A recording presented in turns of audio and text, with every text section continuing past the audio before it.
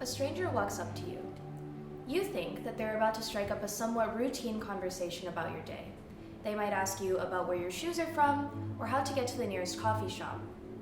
Instead, they tell you that you have a piece of your breakfast bagel stuck between your two front teeth.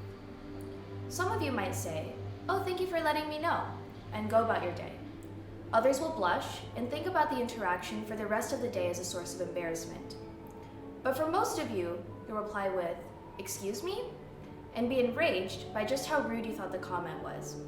It wasn't something you wanted to hear that day. But your reaction to this seemingly trivial comment goes even deeper than that. I want you to keep one question in mind for the rest of our time today.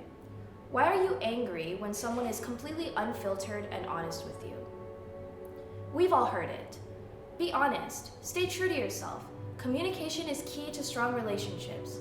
It's almost as if our friends, family, mentors, and therapists are giving us advice that they don't employ for themselves. Very few of us have experienced true communication, and when we do, it's taboo. We all yearn to speak our minds, but we're afraid. We're petrified of being disliked, misunderstood, or labeled as blunt.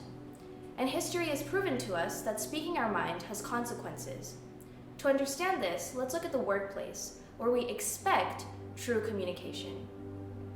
In 2021, 34,332 retaliation charges were filed in workplace investigations. That was over half of all claims filed that year. Retaliation is when an employer takes vengeful action against an employee, typically firing said employee for engaging in legally protected activity. The immediate reaction to criticism is rage. How many people do you know don't become immediately defensive when they're criticized? Criticism isn't something we want to hear. And criticism in the workplace isn't taken well or lightly. It's a taboo that's silenced through retaliation. Studies show that workplace criticism not only aggravated those who received it, they actually went on to dislike the person who provided it. Then, it seems unsurprising that there's such an overwhelming number of retaliation cases per year. Now let's look at the sexual harassment charges in 2021. Of over 27,000 charges, nearly half were concurrently filed with a retaliation charge.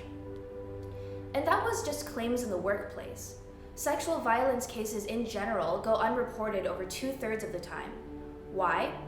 20% listed fear of retaliation, 8% believed it was not important enough to report, and 30% listed another reason.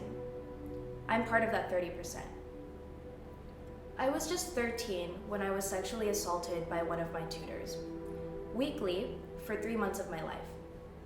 Part of the reason why it went on for so long was that I was confused. And why wouldn't I be? I was just in middle school.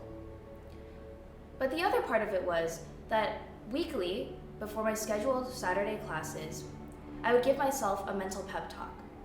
Just tell him to stop, you can do it, it's easy. But I never did.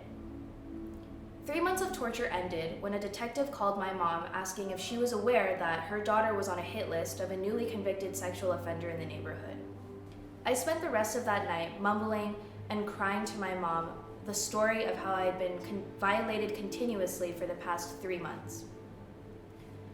After the tears had finished rolling down my face and I had regained my composure, she replied with one sentence: "Don't ever tell anyone that this happened."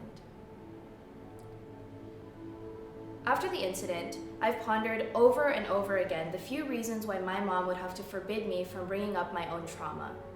Maybe it was that she wanted to save me from myself, or maybe it was that she was ashamed of herself for not having noticed my torment. Now, almost 7 years later, I realized it wasn't any of those reasons. Instead, I think it was because prohibiting me from saying I was molested meant that she wouldn't have to discuss the taboo that is sexual assault. I've forgiven my mom for making me promise to not talk about my own trauma, and she's also forgiven me for breaking that promise. I get it. To every single one of us, there are certain things that we either choose not to talk about or feel like we are barred from discussing. But I don't think that this is the way we should continue living. Research continually suggests that talking over traumatic or simply negative experiences has positive impacts on one's overall health and immune system. From a superficial comment to a heartfelt conversation about past trauma, communication is about listening and realizing others' plights. So, communication really is the foundation for all human relationships. Without it, we're in danger of infinite polarization, and we're already on the cusp of an irreversibly isolated society. Instead of becoming defensive, taking revenge, or silencing others, we need to work to create a safe space for us to discuss all topics, sensitive or not. Ignoring taboos doesn't make them go away. To be human means to truly communicate.